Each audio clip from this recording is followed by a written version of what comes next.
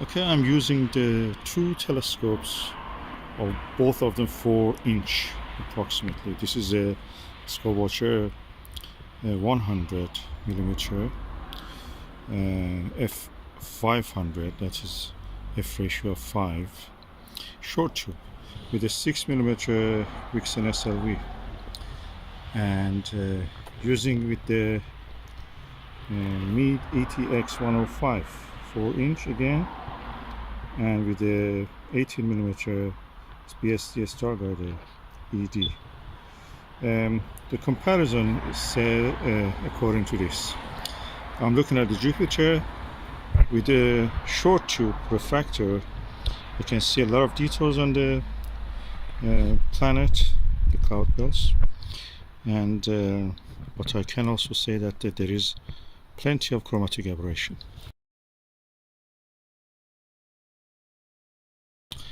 With the Meade ETX, I see less detail because it has not been cooled down, but I can say that the image is free of the chromatic aberration. I'm using the straight through and using the adapter, which I've shown in a separate video. I have a video about that.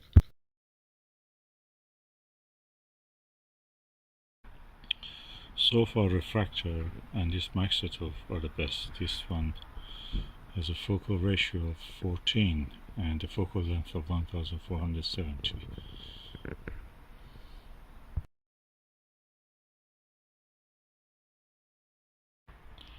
This is Skywatcher 4" short tube refractor. So far had the best and most readily available image. Okay, I'm now using also the Skywatcher Heritage 4" 100mm focal length, 400mm, and f ratio 4. This gives you the widest angle possible, and because it has no collimation screws, I feel that the image of the Jupiter is out of collimation. I cannot see much detail. I see barely some of the cloud belts, nothing more than that, barely.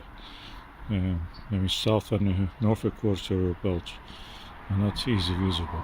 I wish it could be collimatable. Even the little Gilbert that I had as a kid was, you could collimate it. This one you cannot collimate it. It's the widest angle telescope, so it's for deep sky observation quite good. But for the planetary, I mean in this case Jupiter, is not good. Maybe it's good for the moon, but for the planets like Jupiter you don't see much details. So out of these telescopes, so far the best one is that refractor, although it has a lot of chromatic aberration.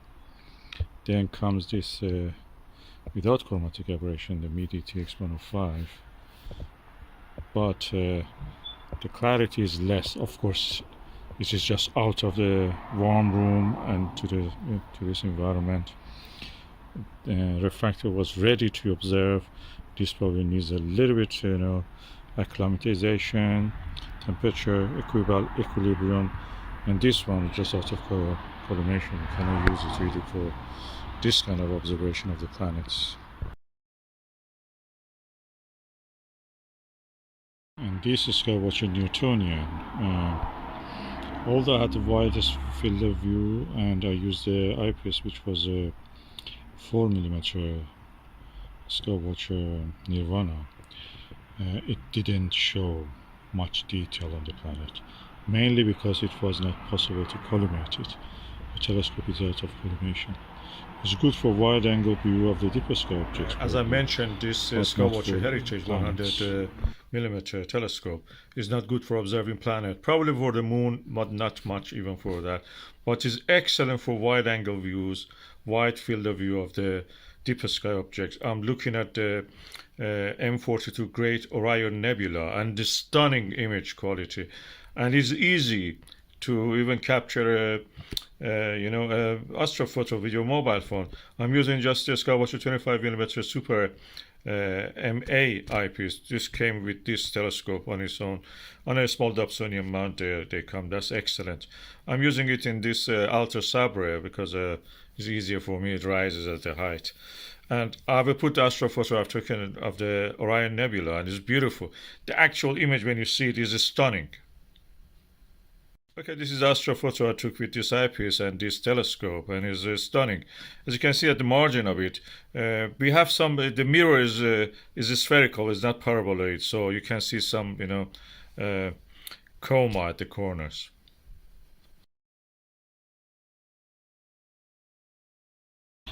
Just now, try to take an astrophoto of the